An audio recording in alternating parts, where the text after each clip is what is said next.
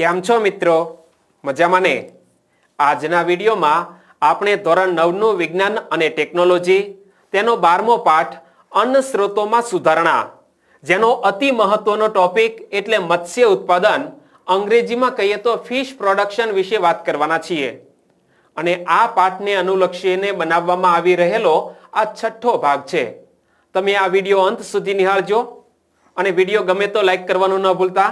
મારી સામે ધોરણ 9 નો એક વિદ્યાર્થી પણ છે, તે ખૂબ સારી રીતે સમજી શકે એ રીતે હું અહીં પાઠની સમજ આપવાનો છું. અહીં પાઠ્યપુસ્તકથી બહાર નીકળીને પણ કેટલાક અગત્યના મુદ્દાઓની આપણે ચર્ચા કરીશું, જે આપણા સામાન્ય જ્ઞાનમાં વધારો કરશે. તો તમે પણ તૈયાર છો ને? ઓકે. આપણા ખોરાકમાં માછલી પ્રાણીજ પ્રોટીનનો એક સમૃદ્ધ અને સસ્તો સ્ત્રોત છે. આપણા ભારત દેશનો દરિયા કિનારો કેટલા કિલોમીટર લાંબો છે? 1600 કિલોમીટર. એ તો ગુજરાતનો. ભારતનો 1600 નું ઊંધો કરો 6100. અને અંદમાન નિકોબાર ટાપુઓ એનો પણ દરિયા કિનારો લઈ લ્યો એટલે લગભગ 7500 કિલોમીટર આસપાસ બને છે. અને ભારતના 14 જેટલા એવા રાજ્યો છે કે જેને દરિયા કિનારો સ્પર્શે છે. તો આપણા ભારત દેશમાં જે દરિયા કિનારાના રાજ્યો છે એ લોકોનો મહત્વનો ખોરાક એટલે ભાત સાથે માછલી. એટલે લખે છે કે આપણા ખોરાકમાં માછલી પ્રાણીજ પ્રોટીનનો એક સમૃદ્ધ અને સસ્તો સ્ત્રોત છે. સહેલાઈથી તે દરિયામાંથી પ્રાપ્ત થાય છે અને પ્રાણીજ પ્રોટીનનો એક સમૃદ્ધ સ્ત્રોત છે. માછલીના ઉત્પાદનમાં મીન પક્ષીઓ યુક્ત માછલીઓ તેમજ કવચીય માછલીઓ જેવી કે ઝીંગાઓ અને મૃદુકાયોનો સમાવેશ થાય છે. માછલીના ઉત્પાદનમાં જે સામાન્ય રીતે જે માછલીઓનો ખોરાક તરીકે ઉપયોગ કરવામાં આવે છે ને, એ માછલીઓ મીન પક્ષીઓ યુક્ત માછલીઓ અને કવચીય માછલીઓ હોય છે. એમાં ઝીંગાઓ અને મૃદુકાયોનો સમાવેશ થાય છે. માછલીઓ મેળવવાના બે સ્ત્રોતો છે. એક મત્સ્ય શિકાર, જેમાં પ્રાકૃતિક સ્ત્રોતમાંથી માછલી પકડવામાં આવે છે, અને બીજો પ્રકાર છે મત્સ્ય સંવર્ધન, જેમાં માછલીઓનું સંવર્ધન કરવામાં આવે છે. કદાચ તમે ધોરણ 6, 7, 8માં ક્યાંક ભણ્યા હતા મત્સ્ય ઉછેર, અને એમાં પણ એવું કંઈક આવતું હતું કે ઘરની પછવાડે એક નાની એવી તલાવડી બનાવવામાં આવે છે અને એની અંદર માછલીઓ ઉછેર કરવામાં આવે છે, અને એના માટે એક ચોક્કસ કંઈક શબ્દ પણ વપરાતો હતો. તો એ જ કહેવાય છે કલ્ચર ફિશરીઝ, એટલે કે માછલીઓનું સંવર્ધન કરવું. સમજાય છે? જો તમે દરિયામાં જઈને માછલી પકડો છો તો એ માછલીઓનો શિકાર કહેવાશે. પણ તમે વ્યાવસાયિક રીતે કોઈ એક ચોરસ તલાવડી બનાવો છો અને એની અંદર માછલીઓનો ઉછેર કરી અને એને તમે બજારમાં વેચો છો, તો એના માટે શબ્દ વપરાય છે મત્સ્ય સંવર્ધન. એટલે અહીં માછલી મેળવવાના બે સ્ત્રોતો છે. ખાસ યાદ રાખીશું કે માછલી મેળવવાના બે સ્ત્રોતો કયા કયા છે. તો એક છે મત્સ્ય શિકાર, એટલે કે કેપ્ચર ફિશિંગ. એની અંદર શું હોય છે કે માછીમારો છે એ હોડી લઈ અને દરિયામાં જાય છે, પોતાની સાથે એક મોટી જાળ રાખે છે અને જાળ ફેંકી અને માછલીઓને કેપ્ચર કરે છે. તો એ કહેવાય છે મત્સ્ય શિકાર, જેમાં પ્રાકૃતિક સ્ત્રોતોમાંથી માછલી પકડવામાં આવે છે. આ પ્રાકૃતિક સ્ત્રોતો એટલે શું? તો કે દરિયો, નદીઓ, મોટા તળાવો, એની અંદરથી માછલી પકડવામાં આવે તો એ મત્સ્ય શિકાર કહેવાય. અને બીજો પ્રકાર છે મત્સ્ય સંવર્ધન. એમાં માછલીઓ પકડવામાં નથી આવતી, માછલીઓને એક કુંડની અંદર કે નાના એવા તલાવડીની અંદર ઉછેર કરવામાં આવે છે. માછલીઓના જળ સ્ત્રોત સમુદ્રી પાણી અને મીઠું પાણી જેવા કે નદીઓ અને તળાવો છે. માછલીઓ ક્યાંથી પ્રાપ્ત થાય છે? એક તો સમુદ્રી પાણીઓમાંથી, અને બીજું મીઠા પાણી, એમાં તળાવો અને નદીઓમાંથી માછલી પ્રાપ્ત થાય છે. તો માછલી બે પ્રકારની હોય. એક તો ખારા પાણીની માછલી પણ અલગ, મીઠા પાણીની માછલી પણ અલગ. અને ખારા પાણીની માછલીની અંદર આપણા જે 4 મહાસાગરો આવેલા છે ને, તો આ મહાસાગરોની અંદર કેટલાક એવા સ્થાનો છે જ્યાં એક બાજુ દરિયાનું ઠંડુ પાણી છે, સાંભળજે, અને બીજી બાજુ દરિયાનું ગરમ પાણી છે. આ ગરમ અને ઠંડા પાણીના પ્રવાહો જ્યાં ભેગા થાય ને, ત્યાં સૌથી વધારે માછલી પેદા થાય. બિલકુલ ઠંડુ પાણી હોય તો ત્યાં પણ ઓછી માછલી છે, એકદમ ગરમ પાણી છે તો ત્યાં પણ ઓછી માછલીઓ છે. પણ માછલીઓના ઉછેર માટે આવા પ્રાકૃતિક સ્ત્રોતોમાં સૌથી વધારે માછલીઓ ક્યાં જોવા મળે? જ્યાં ઠંડા અને ગરમ પાણીના પ્રવાહો સમુદ્રમાં ભેગા થાય છે એ જગ્યાએ માછલી ઉછેર માટે સૌથી અનુકૂળ વાતાવરણ બનતું હોય છે. તો આ યાદ રાખજે. માછલીઓના જળ સ્ત્રોતો સમુદ્રી પાણી અને મીઠું પાણી જેવા કે નદીઓ અને તળાવો છે. અને એટલા માટે જ મત્સ્ય શિકાર અને મત્સ્ય સંવર્ધન સમુદ્ર અને મીઠા પાણી એમ બંને પ્રકારના નિવસન તંત્રોમાં કરી શકાય છે. બે શબ્દો તો ખ્યાલ રહી ગયા ને કે મત્સ્ય શિકાર અને મત્સ્ય સંવર્ધન એ સમુદ્રના ખારા પાણીમાં અને મીઠા પાણીમાં બંને પ્રકારના નિવસન તંત્રોમાં કરી શકાય છે. નિવસન તંત્ર એટલે શું? તો કે માછલીઓને રહેવા માટેનું જે આપણે બનાવ્યું છે આખો તલાવડી, તો એનું નિવસન તંત્ર કહેવાય. તો સૌથી પહેલા આપણે વાત કરીએ દરિયાઈ મત્સ્ય ઉછેર. ભારતના સમુદ્રી કે દરિયાઈ મત્સ્ય સંસાધન ક્ષેત્ર 7500 કિલોમીટર સમુદ્રી તટ અને તેના સિવાયના સમુદ્રની ઊંડાઈ સુધી છે. અહીં એક શબ્દ આવ્યો કે દરિયાઈ મત્સ્ય ઉછેર. આપણા ભારત દેશની અંદર દરિયાઈ મત્સ્ય ઉછેર શા માટે અગત્યનો છે? તો એની પાછળનું કારણ, ભારતનો દરિયા કિનારો કેટલા કિલોમીટર લાંબો છે? 7500 કિલોમીટર. અને એમાં પણ ગુજરાતનો દરિયા કિનારો કેટલો આવે? 1600 કિલોમીટર. અને આપણા ભારત દેશના 14 જેટલા એવા રાજ્યો છે કે જેને દરિયો લાગે છે. તો 14 જેટલા રાજ્યો કે જે આપણા અરબ સાગર, હિન્દ મહાસાગર કે બંગાળની ખાડીની આસપાસ આવેલા છે, એ લોકોનો મુખ્ય ખોરાક મોટા ભાગે ભાત અને માછલા. હા, તો ભારતના સમુદ્રી કે દરિયાઈ મત્સ્ય સંસાધન ક્ષેત્ર એટલે કે આપણો દરિયા કિનારો ખૂબ જ સમૃદ્ધ છે. એના કારણે મત્સ્ય ઉછેર એટલે કે આ દરિયાઈ મત્સ્ય ઉછેરને વધુ પ્રોત્સાહન મળી રહ્યું છે. 7500 કિલોમીટર સમુદ્રી તટ અને તેના સિવાય સમુદ્રની ઊંડાઈ સુધી છે. સૌથી વધારે પ્રચલિત સમુદ્રી માછલીઓ પોમ્ફ્રેટ, મેકેરલ, ટુના, સાર્ડિન્સ અને બોમ્બે ડક છે.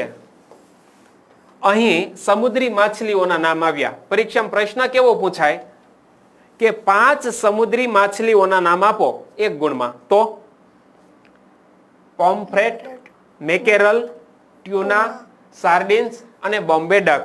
એટલે આનો સમુદ્રમાં શિકાર માટે ઉપયોગ થાય. શિકાર માટે એટલે કે આ માછલીઓ આપણા દરિયાના પાણીમાંથી પ્રાપ્ત થાય છે આ માછલીઓ. અને એમાં એક માછલીને અનુલક્ષીને તો દિવસ પણ ઉજવવામાં આવે છે. અહીં આપણે એક સર્ચ કરીએ.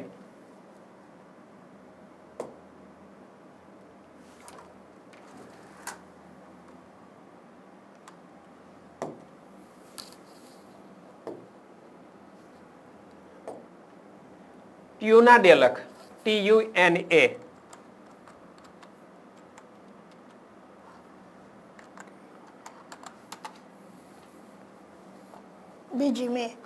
બીજી મે વર્લ્ડ ટ્યુના ડે. તો આ એક માછલી મળી આવે છે કે જેનો ખોરાકમાં લોકો ખૂબ ઉપયોગ કરે છે. તો આ માછલીઓના ઉત્પાદનને પ્રોત્સાહન આપવાના હેતુથી વૈશ્વિક લેવલે વર્લ્ડ ટ્યુના ડે ઉજવવામાં આવે છે. અને તારીખ કઈ છે? 2 મે. તો અહીં એક શબ્દ આવ્યો તો છે, સમજાઈ ગયું? ટ્યુના ડે ઉજવવામાં આવે છે કારણ કે લોકોનો એક ખોરાકનો મહત્વનો સ્ત્રોત પૂરો પાડે છે આ ટ્યુના માછલી. તો સમુદ્રી પાણીની માછલીઓ કઈ કઈ છે? પોમ્ફ્રેટ, મેકેરલ, ટુના, સાર્ડિન્સ અને બોમ્બે ડક. સમુદ્રી કે દરિયાઈ માછલીઓ પકડવા માટે વિવિધ પ્રકારની માછીમારની જાળીઓનો ઉપયોગ થાય છે. માછીમારો છે એ વિવિધ પ્રકારની જાળીઓનો ઉપયોગ કરી અને આ સમુદ્રી માછલીઓને પકડે છે. નામ યાદ રહી ગયા? એક બે બોલતો. ટ્યુના, મેકેરેલ અને બોમ્બે ડક. બોમ્બે ડક, પોમ્ફ્રેટ અને સાર્ડિન્સ. આ પણ યાદ રાખીશું, બરોબર? સમુદ્રી કે દરિયાઈ માછલીઓ પકડવા માટે વિવિધ પ્રકારની માછીમારની જાળીઓનો ઉપયોગ માછલી પકડવા વાળી હોડીઓથી કરવામાં આવે છે. કૃત્રિમ ઉપગ્રહ અને પ્રતિધ્વનિ ધ્વનિત્ર એટલે કે ઇકો સાઉન્ડર્સ થી ખુલ્લા સમુદ્રમાં માછલીઓના મોટા સમૂહનું સ્થાન જાણી શકાય છે. જો એક એવી સિસ્ટમ છે જેને કહેવામાં આવે છે ઇકો સાઉન્ડર્સ, ગુજરાતીમાં કહીએ તો પ્રતિધ્વનિ ધ્વનિત્ર. તો આ ઇકો સાઉન્ડર્સ સિસ્ટમ એવી છે કે એ સિસ્ટમની મદદથી દરિયામાં કઈ જગ્યાએ વધુ પ્રમાણમાં માછલીઓ આવેલી છે એનો ખ્યાલ આવી જાય છે. તો આ એક જાણવા જેવું થયું કે દરિયાના કયા વિસ્તારમાં પુષ્કળ પ્રમાણમાં માછલીઓ આવેલી છે એ જાણવા માટે, એ સ્થાન જાણવા માટે કઈ સિસ્ટમ વપરાય છે? Echo sounders system.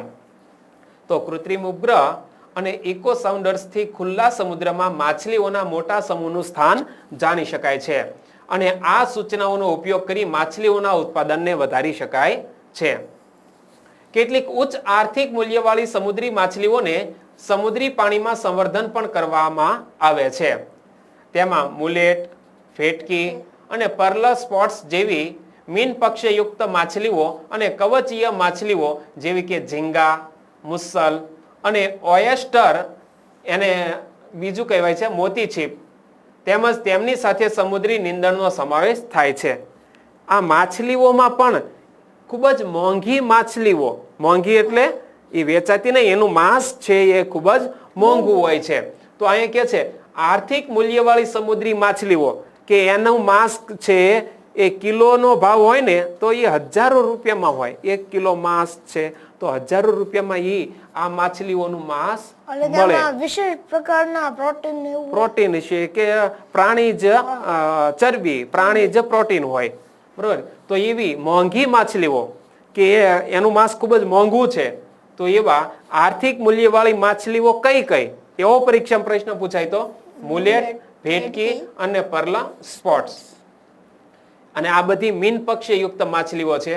અને એ સિવાય કવચીય માછલીઓ જેમ કે ઝીંગા, મુસલ અને ઓયસ્ટર તેમજ તેમની સાથે સમુદ્રી નીંદણનો પણ સમાવેશ થાય છે.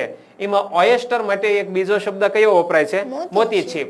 તો મોતી છીપનું સંવર્ધન મોતીઓને પ્રાપ્ત કરવા માટે પણ કરવામાં આવે છે. તો આ પણ યાદ રાખીશું કે કઈ માછલીનો મોતી મેળવવા માટે ઉછેર કરવામાં આવે છે. તો મોતી છીપ ના હોય તો કયો શબ્દ હશે? ઓયસ્ટર જ તે. મુસલ અને ઓયસ્ટર. એમાં ખાસ કરીને જો મોતી છીપનું સંવર્ધન મોતીઓને પ્રાપ્ત કરવા માટે પણ કરવામાં આવે છે. તો મોતી છીપ એટલે આ એક જ થયું, ઓયસ્ટર. બરોબર. અહીંયા જો કેટલાક આપણને એના ચિત્રો આપેલા છે કે મીઠા પાણીમાં કયું જોવા મળે છે માછલી? તો મેક્રોબ્રેકિયમ રોસેનબર્ગી. મેક્રોબ્રેકિયમ રોસેનબર્ગી આ મીઠા પાણીની માછલી છે. સમુદ્રી પાણીની માછલી છે પીનસ મોનોડોન. આ ઝીંગા, આ સમુદ્રી. તો મીઠા પાણીના અને સમુદ્રી પાણીના આ ઝીંગાના એક્ઝામ્પલ છે. જો દરિયાઈ માછલીઓનું પ્રમાણ ઘટવા લાગે તો દરિયાઈ મત્સ્ય સંવર્ધનથી જાણીતી પદ્ધતિથી મત્સ્ય સંવર્ધન દ્વારા જ માછલીઓની માંગ પૂરી થઈ શકે છે. જો દરિયામાં માછીમારો છે માછીમારી કરી અને દરિયાઈ માછલીઓને કદાચ ખલાસ કરી નાખે તો એ માછલીઓનું પણ સંવર્ધન કરવામાં આવે છે. આપણે પાઠ ભણ્યા હતા કે જુદી જુદી જાતોના બીજો વિકસાવવામાં આવે છે. જુદી જુદી ઓલાદોમાંથી વધુ દૂધ ઉત્પાદન આપતી જાતો વિકસાવવામાં આવે છે. એવી જ રીતે અલગ અલગ પ્રકારનું મિશ્રણ કરી અને બીજી માછલીઓ મેળવવામાં આવે છે. આગળ આવે છે, જોઈશું આપણે, બરોબર. જો દરિયાઈ માછલીઓનું પ્રમાણ ઘટવા લાગે તો દરિયાઈ મત્સ્ય સંવર્ધનથી જાણીતી પદ્ધતિથી મત્સ્ય સંવર્ધન દ્વારા જ માછલીઓની માંગ પૂરી થઈ શકે છે. આગળ શબ્દ આવે છે અંતઃસ્થલીય મત્સ્ય ઉછેર. અંતઃસ્થલીય એટલે શું? તો અત્યાર સુધી આપણે વાત કરી એ દરિયાઈ માછલીઓની વાત કરી. હવે દરિયા એટલે કે જમીન વિસ્તારની અંદર કોઈ પાણીના સ્ત્રોતો આવેલા છે, સ્થળો આવેલા છે, એની અંદર માછલીઓનો ઉછેર કરવામાં આવે તો એને અંતઃસ્થલીય મત્સ્ય ઉછેર કહેવાય. જેમ કે કોઈ નાનું તળાવ છે, કોઈ નદી છે, એની અંદર. તો મીઠા જળ સ્ત્રોતો એમાં નહેરો, તળાવો, પાણીના સંગ્રહ સ્થાનો અને નદીઓ આ મીઠા પાણીના સ્ત્રોતો છે. આપણી જમીન ઉપર, આપણા ભારત દેશની અંદર મીઠા પાણીના સ્ત્રોતો ક્યાં ક્યાં? તો કે નહેરો છે, તળાવો છે, પાણીના સંગ્રહ સ્થાનો છે અને નદીઓ છે. ખારા જળના સંસાધન જ્યાં દરિયાઈ પાણી અને મીઠા પાણી મિશ્રિત થાય છે, જેમ કે નદી મુખ. જો મીઠું પાણી, દાખલા તરીકે આપણી નર્મદા નદી છે, તો નર્મદા નદી છે એ ખંભાતના અખાતમાં ભળે છે. તો ખંભાતના અખાતમાં જ્યારે આ નર્મદા નદીનું મીઠું પાણી ભળે છે, તો દરિયાનું પાણી કેવું હોવાનું? અરબ સાગરનું ખારું, અને નર્મદા નદીનું પાણી મીઠું હોવાનું. તો આ બંને નદીઓ જ્યાં નદી છે એ સમુદ્રને મળે ને એને નદીમુખ કહેવાય. શું કહેવાય? નદીમુખ. સમુદ્રનું પાણી ખારું કેમ છે? સમુદ્રનું પાણી ખારું હોવાનું મુખ્ય કારણ છે ક્ષાર. એ દરિયાની જે જમીન છે એની ક્ષાર છે એ ધોવાય અને ભળે છે, એના લીધે ખારું છે. વધારે પ્રમાણમાં એનો ક્ષારનું પાણી એકઠું થઈ જાય છે એટલે ખારું બની જાય છે. જેમ કે નદીમુખ, ખાડી પણ અગત્યના મત્સ્ય સંગ્રહ સ્થાનો છે. જ્યારે માછલીઓનું સંવર્ધન અંતઃસ્થલીય જળ સ્ત્રોતોમાં કરવામાં આવે છે ત્યારે ઉત્પાદન વધારે થતું નથી. હવે અંતઃસ્થલીય કોઈ જળ સ્ત્રોતો છે એની અંદર માછલીનું ઉત્પાદન કરવામાં આવે તો હવે વિચાર કર કે 1 કે 2 કિલોમીટરની રેન્જમાં કોઈક તળાવ છે, તો એમાં તમે માછલીનું ઉત્પાદન કરશો તો વધુ વધુ કેટલું થશે? કદાચ 2-5 ગામને માછલી પૂરી પડાય એટલું ઉત્પાદન થશે. તો એટલે કે છે કે અંતઃસ્થલીય જળ સ્ત્રોતોમાં જે માછલીઓનું ઉત્પાદન કરવામાં આવે છે તો એમાં વધારે માછલીઓનું ઉત્પાદન થતું નથી. આ સ્ત્રોતોથી મોટા ભાગનું મત્સ્ય ઉત્પાદન જળ સંવર્ધન દ્વારા થાય છે. મત્સ્ય સંવર્ધન ક્યારેક ડાંગરના પાકની સાથે પણ કરવામાં આવે છે. આ એક મહત્વની, આપણે પાકની વાત કરી ત્યારે કીધું હતું કે ડાંગરનો પાક આપણે વાવીએ તો એના માટે સૌથી પહેલા તો જે આખું આપણો ખેતર છે તો ખેતરની ફરતે પાળો હોય, એ પાળો છે અને આટલું પાણી ભરેલું હોય, 1.5 ફૂટ જેટલો. 12 માસ નહીં, જ્યારે ડાંગર રોપવાની હોય ને ત્યારે પાણીમાં જ ચાલીને રોપવાની. હા, પછી ઉપર છે એનું માથું છે એ આટલું ખુલ્લું રહે અને ધીમે ધીમે પાણી નીચે ઉતરતું જાય અને ડાંગર મોટી થતી જાય. જેવું ડાંગરનું ખેતર સુકાઈ જશે કા ડાંગર પાકીને તૈયાર થઈ જશે અથવા તો છેલ્લે 1-2 પાણી એને વળી પાછા આપવા પડશે. તો આ પાણી તો ભરેલું જ રહેવાનું, તો એની અંદર વળી પાછો માછલાઓનો પણ ઉછેર કરવાનો. તો ડાંગરની ખેતી થઈ શકે અને સાથે સાથે માછલાઓનું પણ ઉત્પાદન થઈ શકે. તો મત્સ્ય સંવર્ધન ક્યારેક ડાંગરના પાકની સાથે પણ કરવામાં આવે છે, જેમાં ડાંગરના ખેતરમાં પાણીમાં માછલીઓનો ઉછેર કરવામાં આવે છે અને વધુ મત્સ્ય સંવર્ધન મિશ્રિત મત્સ્ય સંવર્ધન પ્રણાલીથી કરી શકાય છે. મિશ્રિત મત્સ્ય સંવર્ધન, મિશ્રિત મત્સ્ય સંવર્ધન એટલે શું?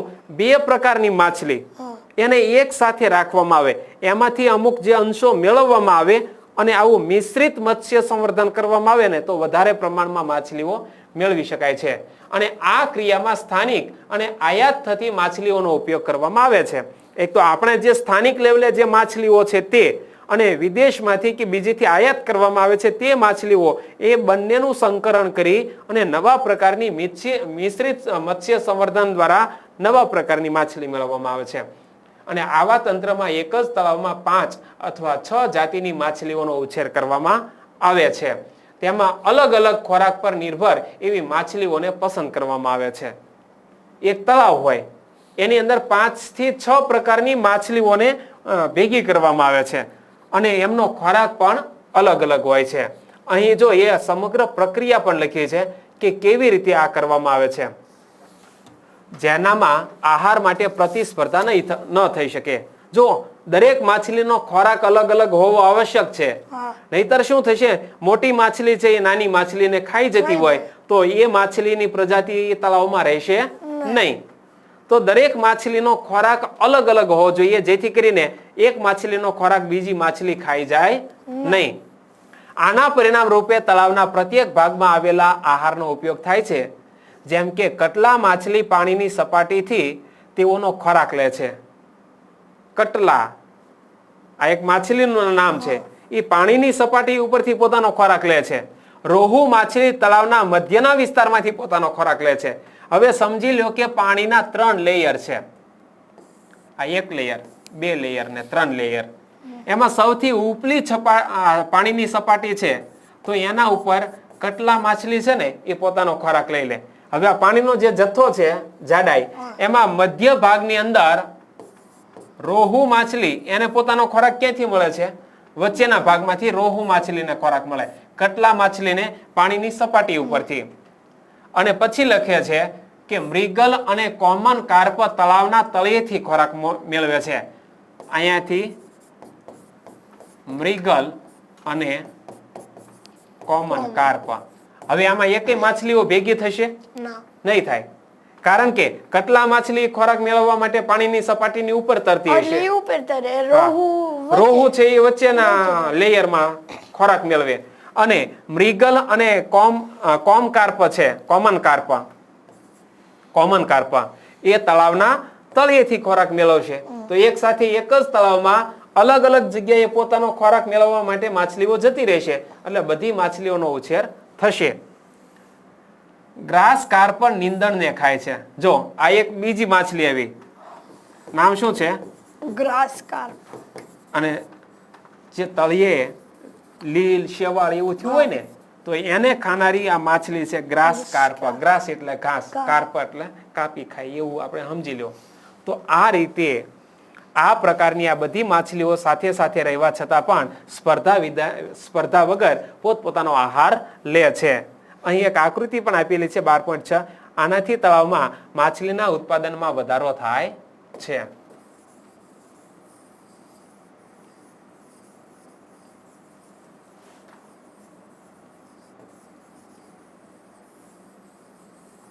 ચાલો આગળ આપણે વધીએ.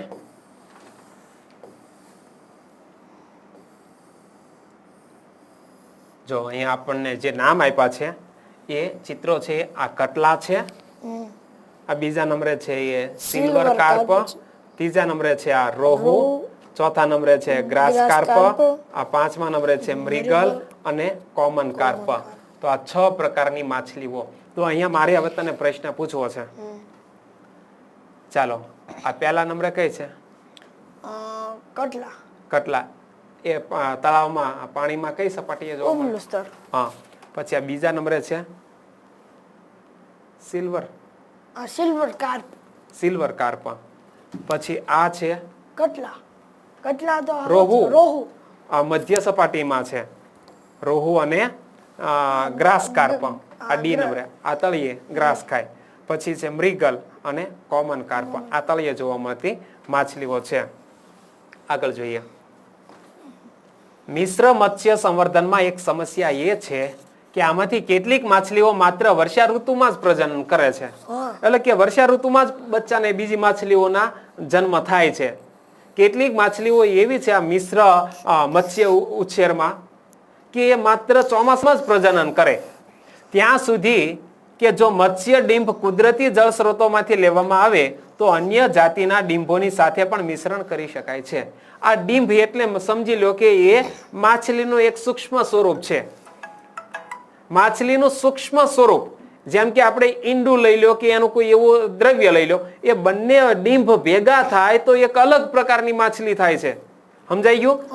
કે મત્સ્ય ડિંભ કુદરતી જળ સ્ત્રોતોમાંથી લેવામાં આવે છે. કુદરતી જળ સ્ત્રોતોમાં દરિયો પણ આવી જાય તો ત્યાંથી મત્સ્ય ડિંભ લેવામાં આવે છે અને અન્ય જાતિના ડિંભો સાથે મિશ્રણ થાય છે. તો એક તો કુદરતી સ્ત્રોતોમાંથી મત્સ્ય ડિંભ લીધું અને અહીંયાથી મત્સ્ય ડિંભ હતું, એ બંને સાથે શું થશે? મિશ્ર થશે. અને આથી મત્સ્ય સંવર્ધન માટે સારી ગુણવત્તાવાળા ડિંભોની પ્રાપ્યતા ન હોવી એ એક ગંભીર સમસ્યા છે. તો મત્સ્ય ડિંભ બે ભેગા થાય એમાંથી એક નવી પ્રકારની મિશ્ર મત્સ્ય સંવર્ધન થાય છે.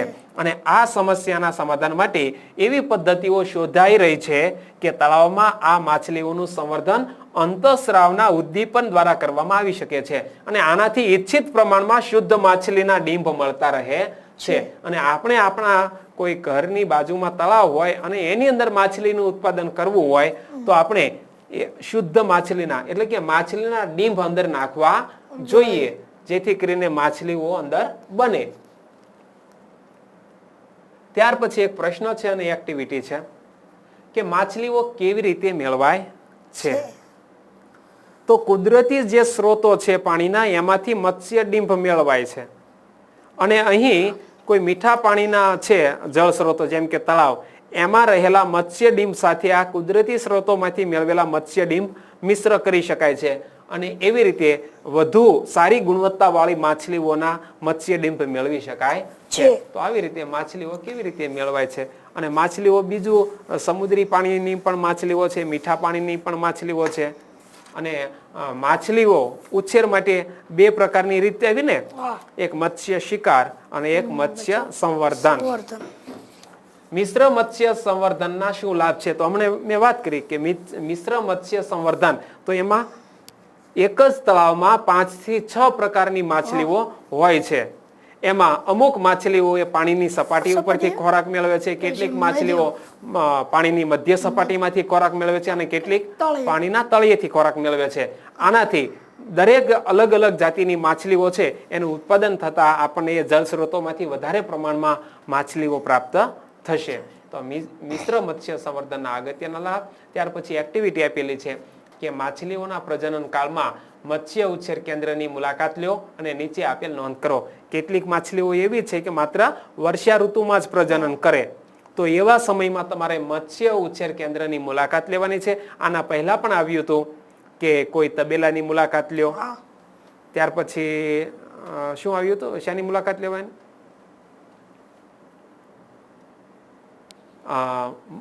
મરઘા ઉછેર કેન્દ્રની મુલાકાત લ્યો. અને એવી જ રીતે મત્સ્ય ઉછેર કેન્દ્રની મુલાકાત લેવાની વાત કરી છે. અને કઈ કઈ બાબતો નોટ કરવાની કીધી છે કે મત્સ્ય ઉછેર કેન્દ્રમાં માછલીઓની તમને કઈ કઈ જાતિઓ જોવા મળી, એ તળાવના પ્રકાર કેવા હતા, વપરાતા ખોરાકના ઘટકો કે માછલીઓના ઉછેર માટે કેવા પ્રકારનો ખોરાક આપવામાં આવતો, અને ઉછેર કેન્દ્રની ઉત્પાદન ક્ષમતા કેટલી હતી. જો કે આપણા આ વિસ્તારમાં ક્યાંય પણ આવું મત્સ્ય ઉછેર કેન્દ્ર નથી, કારણ કે આપણે દરિયાથી અંદરના વિસ્તારમાં રહીએ છીએ એટલા માટે. જોઈએ આગળ. જો મત્સ્ય ઉછેર કેન્દ્ર તમારા નજીકમાં ન હોય તો ઉપર દર્શાવેલી માહિતી ઇન્ટરનેટ ઉપરથી કે પુસ્તકોનો સંદર્ભ લઈને અથવા તો જે લોકો મત્સ્ય ઉછેર વિશે જાણે છે તેમની પાસેથી એકઠી કરો. જો છોડવાના નથી એમ કે છે કે તમારી આસપાસ કદાચ આવો દરિયાકાંઠો નથી, મત્સ્ય ઉછેર કેન્દ્ર નથી, તો ઇન્ટરનેટ ઉપરથી પણ માહિતી તમે સર્ચ કરી શકો છો. તો ઇન્ટરનેટ ઉપરથી આપણે કેટલીક માહિતી સર્ચ કરેલી છે. અહીંયા જો કે ભારતના દરિયા કિનારે પકડાતા પ્રમુખ જલજીવો, કે દરિયા કિનારેથી કયા કયા જલજીવો પકડાય છે, તો ક્લુપીડો, બુમલા હમણાં આવ્યું હતું ને, પોમ્ફ્રેટ ને બુમલા, પર્ચમાં જો સુરમાઈ, પાપલેટ, દારા, સાગ, આ બધી માછલીઓ છે. જો બાંગડા તો એ પણ છે, ઝીંગા, સ્તર કવચી, એમાં ઝીંગા અને સાઠ. અને ત્યાર પછી આ આપે છે કે માછલીઓના પકડાશ પ્રમાણની ટકાવારી, કેટલા વિસ્તારમાં આખા વિશ્વના કયા વિસ્તારની અંદર કયા પ્રકારની માછલી જોવા મળે છે. તો એમાં 15 રેખાંશની ઉત્તરે અને 15 રેખાંશની દક્ષિણે. આપણે જોઈએ છીએ કે પૃથ્વીમાં અક્ષાંશ વૃત્ત અને રેખાંશ વૃત્તો આવેલા હોય છે. તો એમાં આ ક્લુપીડો ક્યાં જોવા મળે, તો 22% જોવા મળે છે 15 રેખાંશની ઉત્તરે, અને 15 રેખાંશની દક્ષિણે 78% જોવા મળે છે. તો આ બુમલા માછલી આપણા કઈ જગ્યાએ જોવા મળે, તો 15 રેખાંશની ઉત્તરે જોવા મળે છે. 15 રેખાંશની 100% માછલી બુમલા. એવી રીતે સુરમાઈ છે, જીવ માછલી છે, પાપલેટ, બાંગડા, આ કેટલા ટકા માછલીઓ કયા વિસ્તારમાં પૃથ્વી ઉપર જોવા મળે છે એનો એક સરસ મજાનો આ ચાર્ટ છે. આ ફિશિંગ બોટ કે માછીમારો છે એ માછલી પકડવા માટે જે ફિશિંગ બોટનો ઉપયોગ કરે છે, તો એના કેટલાક એક્ઝામ્પલ છે. તો આગળ જોઈએ આપણે. હા, તો અહીંયા આપણો આ મત્સ્ય ઉછેર વિશેનો જે આપણો ટોપિક છે એ પૂર્ણ થાય છે. હવે આપણે મધમાખી ઉછેરની વાત આગળના વિડીયોમાં કરીશું.